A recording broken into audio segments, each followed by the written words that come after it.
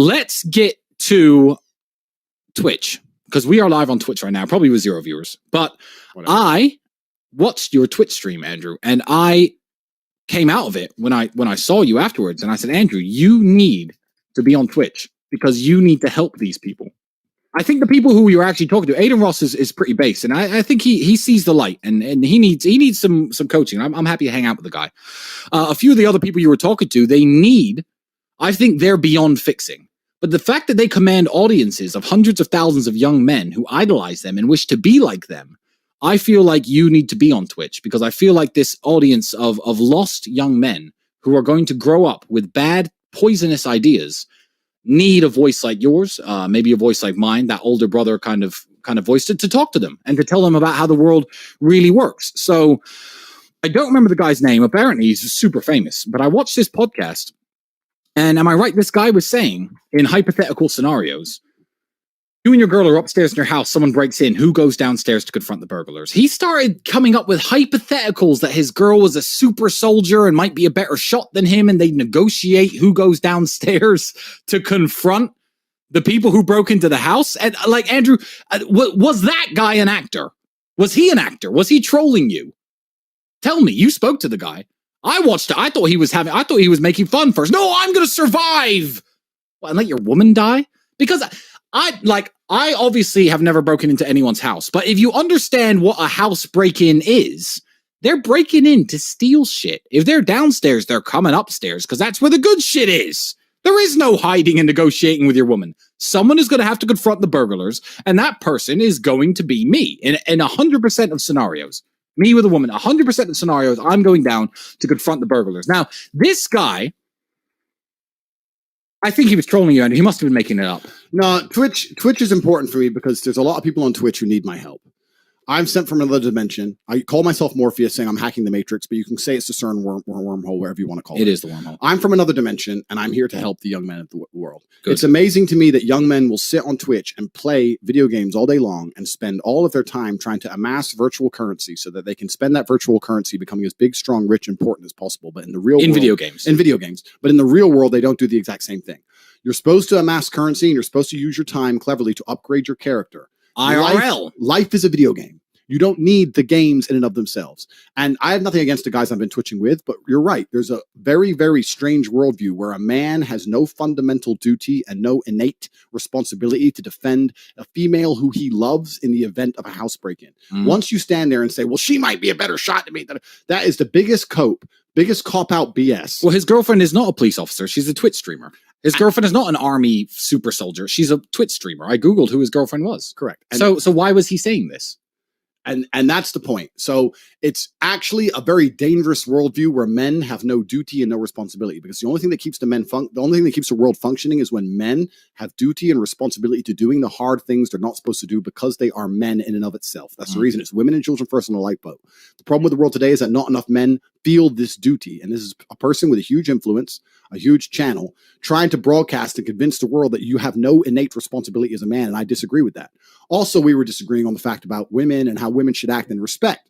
He was saying that I was fearful for my girl to go to a club. It's not about that. It's not about fear. It's about respect. And you was recently highlighted in the super chat we got earlier on that his chick is dancing on some other dude. Yeah. In fact, that's bad. That's bad. Well, is that respectful? Well, I feel like he has to. Now I understand why he was defending this ridiculous behavior so fervently. Because, I mean, well, this is fine.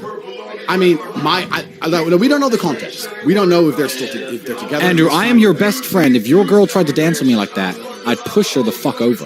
Yeah, but we would never be with the girls either. Obviously. But my point is, like, maybe they weren't together. Maybe this is an old video. Like, let's be fair. I don't know. We don't know because we just found out this. We're being fair. But I don't think that's a respectful way for a girlfriend to act if she was with him. And the point we're making is the point I was trying to make at the time is about respect. It's not just about. He tried to say it was about fear. It was nothing to do with fear. It's about respect, setting boundaries as a man and being respected. I come along and I try and teach men to level themselves up, be confident, be strong, understand the true reality of the world, make sure that you have imperatives which suit your narrative, Make sure you have parameters which prevent you from being disrespected and ending up being sad and lonely like most men do. He comes along and tries to argue against all of my points. And every single point he argued against, I guarantee you, if anyone here is curious or doesn't believe me, if you would agree with his worldview above mine, you will end up fucking miserable.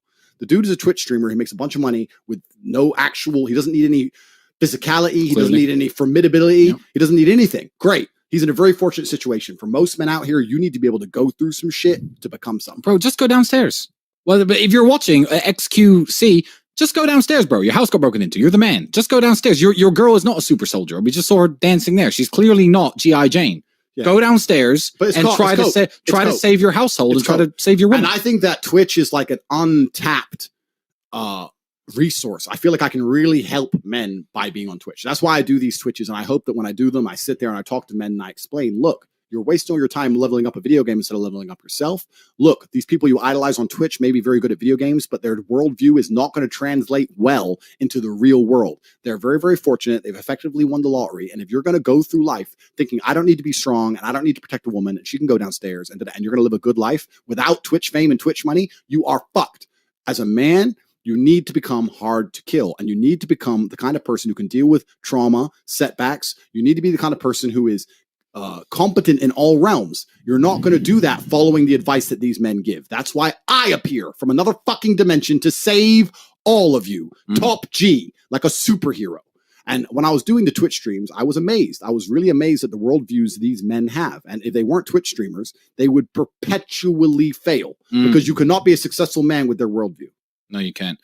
And and he probably has enough money to hire a bunch of security guards, and he'll never find himself in that situation. But the hundreds of thousands of people watching him, you know, he's living in America. Saying, "Oh, what kind of weird circumstance is that? Someone tries to rape your girl." Oh, what? You mean the country with the highest rape in the first world? Like, what kind of hypothetical situation is that? And you're not going to defend your woman? You're going to run away like a coward? That's never been who we are. That's never been who we are. So, I've fought to defend you. When people try to start on you, I'll attack people. And you're my brother. I can't hang around with people with that mindset. The people you care about are always worth defending. And as a man, you have to do that. You have to do it. And it's actually quite telling because I'll make it's sad. It's sad. It's sad. What the problem is with a man, the problem is being a coward as a man makes you absolutely useless. You can be big and strong. Doesn't matter if you're a coward. You can be rich. Doesn't matter if you're a coward. I don't hang around with cowards. I don't hang around with cowards because cowards have no net benefit in an unfortunate situation. Why would you be friends with a guy when everything's going well? He can party in the club, drink bottles, fuck girls, everything's going well. But the second things go negative, he's going to allow you to die and he's going to run away. Why are you his friend? Fun. And I also made another point on these streams. I think it was on the Dave Portnoy BFF podcast I just did. I made a point. Birds of a feather flock together. The only people who roll with cowards are fucking cowards themselves. Yeah. Anyone who's a G rolls with Gs. If you come up on me and my team, we either all die or nobody dies. That's how it works. There is none of this shit. None of us are running away. We don't care if we're outnumbered. Don't care if you have weapons and we don't. We all die or nobody dies. Those 7 dudes who I attacked for sitting on the car, there were 7 of them. Like 3 of them froze in fear. Why are you not helping your boys out when Tristan Tate's punching them in the face? Like, I mean, I know you were in the wrong. Your friends were in the wrong sitting on my car, but like, you're just going to let your friends get sparked?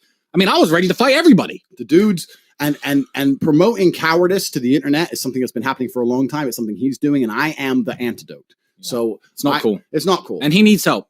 And he's a nice guy, but you know, he has plenty of money. He should come to me and say, look, I have plenty of money. How do I become the man? I have unlimited money, unlimited time. Andrew, help me. And I will help him. And he will change as an individual when he wakes up and he's no longer afraid to go downstairs. Yeah. Now, I'm not saying don't have an adrenaline rush. I'm not saying don't be nervous, of course, but pull the strap and go and fucking defend your house. That's the whole point. To be a man and sit there and start having a negotiation with your female about who a better shot is ridiculous. Yeah. And it's not even something you can half entertain. And I think the world knows that. The whole internet knows that. It's fine. But it's amazing that I've had to come from another dimension to point out the very fucking basics of masculinity. It's crazy. It's insane.